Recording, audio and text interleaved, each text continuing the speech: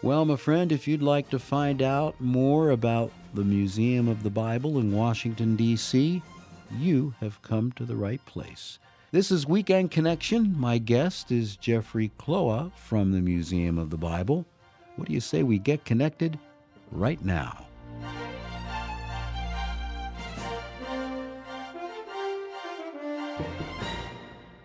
Good afternoon. Welcome to Weekend Connection. My name is Ed Phillips, and this is an interview I've been wanting to do for a long time. I have as my guest Jeffrey Kloa. He's with the Museum of the Bible. Perhaps you have heard about the Museum of the Bible. It's been around for a few years in Washington, D.C., and I thought you, as BBN listeners, would like to know a bit more about the Museum of the Bible. Jeffrey or Jeff, welcome to Weekend Connection. Well, thank you, Ed. Thanks for having me on. It's great to have you on. And before we begin talking about the Museum of the Bible, how about a little bit of background information on yourself and how you got to work with the Museum of the Bible? Well, that's maybe a long story, but yeah, my role at the museum is the chief curatorial officer, which oversees the exhibits in the museum, the education programs and tours, the collection of artifacts, and the research areas. So, a very talented team that helps take amazing collection and exhibits and makes them accessible to literally millions of people. And prior to that, I was provost at Concordia Seminary in St. Louis and professor of New Testament there for 18 years. So my background is New Testament manuscripts and Greek and Latin, and was contacted about the museum and just really excited about the prospect of bringing the Bible out in a new way in a public setting like Washington, D.C., to just highlight the significance and importance of the Bible historically and in the present day. So it's an exciting project and great to be a part of it. I'm sure it is. How large is your team who helps you? Well, the curatorial team is about 45 people, and so very, very specialized in many cases. So that's conservators who care for the objects, these 1,000, 2,000-year-old objects. It's people who take care of the records. It's people who give tours, and people who teach classes, and people who lead research projects, and then designers, and so all kinds of very talented people dedicated to the mission of the museum.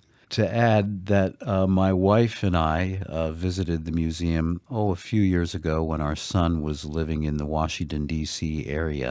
And one thing that I did not realize till we visited there was that it's 6 stories. Is that right? Well, 6 stories you can go to. There's actually a couple of more that are not publicly accessible with storage and other things. But yeah, it's a massive 430,000 square feet accessible to the public, and about 110,000 square feet of gallery space.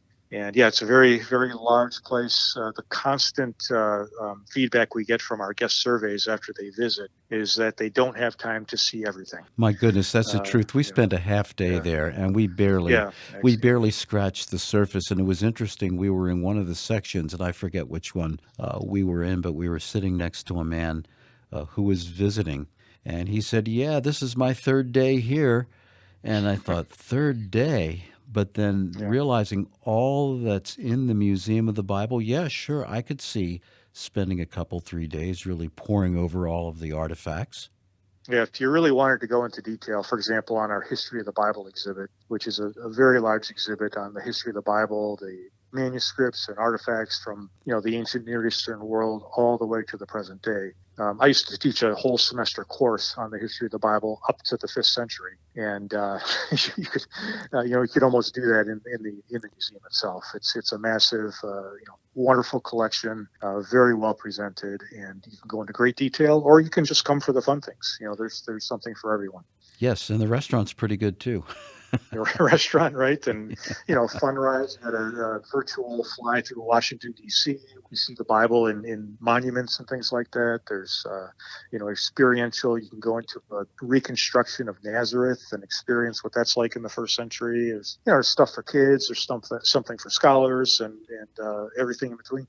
That's for sure. One of the sections that really impressed us for the short time that we were there, and I forget what floor it was on, but it's a section of different versions of the Bible versions in different languages, I should say, Hmm. Right. and languages where the Bible has been translated. And then Right. you've got a whole separate section next to it where uh, there are people groups, ethnic groups who do not yet have a Bible. And just to come away from there from a visual standpoint was very, very impressive.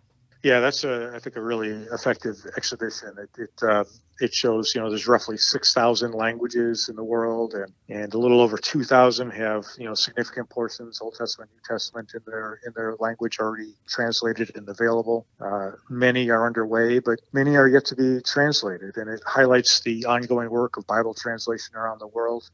There's a consortium of Bible translation societies today who are working to get all those completed by 2033, the 2000th anniversary of Jesus' resurrection. So an ambitious project, and it's fun, right? Every quarter we get another batch of Bibles to put in there and replace the Bibles that or the languages that don't have a Bible with the one that does, and to show that ongoing, the history of the Bible is not finished yet. Right? We're in the midst of it still today. That's right. Now, how did the Museum of the Bible get its start? Can you give a brief history to our listeners about that? Yeah, it really is the kind of brainchild and under the impetus of Steve and Jackie Green, who were approached by some people about maybe starting a museum somewhere and maybe acquiring a few objects, and it kind of wasn't going anywhere. And the way Steve tells the story is, it just was placed on their heart to bring it to fruition. That if it was going to happen, they would have to do it themselves. And so they brought some people together and looked around. They decided they wanted to put a museum of this magnitude either in New York City or in Washington, D.C., because that's where people go to museums. And this property became available in Washington. It's a perfect location. It's 2 blocks from the Air and Space Museum, a 6-minute walk from the Capitol building. It's right off the mall right there. And then began reconstruction and designing the galleries and opening in 2017. So yeah, it really is the Greens and their love for the Bible and wanting to make it available to so many people that brought this all to fruition. Yeah. So, with the visitors who pass through the Museum of the Bible, what would you say? What are some of the exhibits that really make a big impact on them? What would you say? Well, in our guest feedback that we collect every month, the two most popular, we ask a question specifically, what's your favorite exhibit in the museum? And every month, neck and neck, right next to each other, are what's called the Hebrew Bible Experience and then the History of the Bible Gallery. And the Hebrew Bible Experience is very unique. It is a 30-minute long, literally experience, a walk through the narrative of the Hebrew Bible, the Old Testament, from Genesis 1, let there be light, through to the return from exile and moving on toward the next phase. And there's visuals, there's moving objects. It's hard to describe. It's very unique. It's won awards in the museum industry. It's so well done, and that's very popular. We get a lot of positive feedback about that. There's really literally nothing like it in the world. But then I'm also very pleased, because I come from an academic background in manuscripts, that the history of the Bible floor is so well received, because there really is, again, nothing like that anywhere to that scale in the world, where you have the entire history of the Bible and so many important objects and manuscripts and printed editions in that history, all in one place. You walk all the way from, again, ancient Near Eastern backgrounds and on through the beginnings of translation and into the medieval period, and just an amazing collection of manuscripts and very comprehensive collection. So if you want to learn anything about the history of the Bible, it's all right there. Just laying it out. Here's the history, and it's all there. It's really fascinating. And again, to our BBN listeners, if you can get to the Washington, D.C. area, and really for all that there is to see there, you really need several days. But do make it a priority to spend at least one day, one full day, at the Museum of the Bible. It's well worth it. It really, really is. What are the hours that the Museum of the Bible is open? We're open 10 to 5 every day, And if you are a member, you can get in early at 9 o'clock and kind of beat the crowds and get to the real popular things without having, a lot of people around you. So yeah, 10 to 5 or 9 to 5 if you're a member or with a group tour. So it's open every day, including Sundays, right?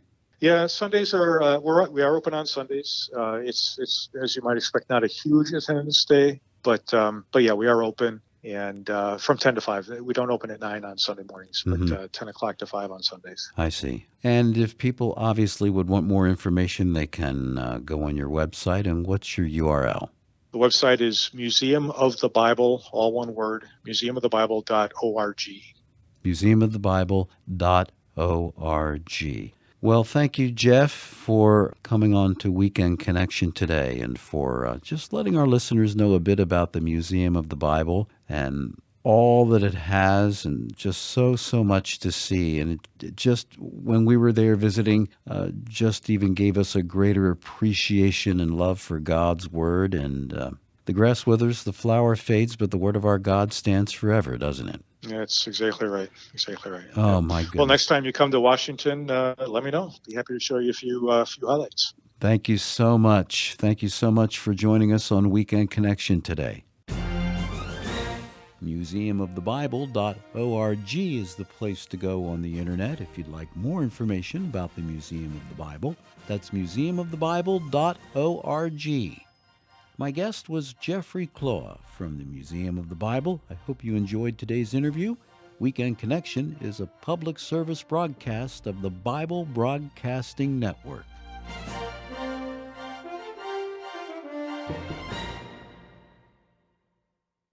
Thank you for listening to this feature, a production of BBN, the Bible Broadcasting Network. BBN provides 24-hour Christian programming, great Christian music, and Bible teaching. Listen to BBN by clicking the link in the description.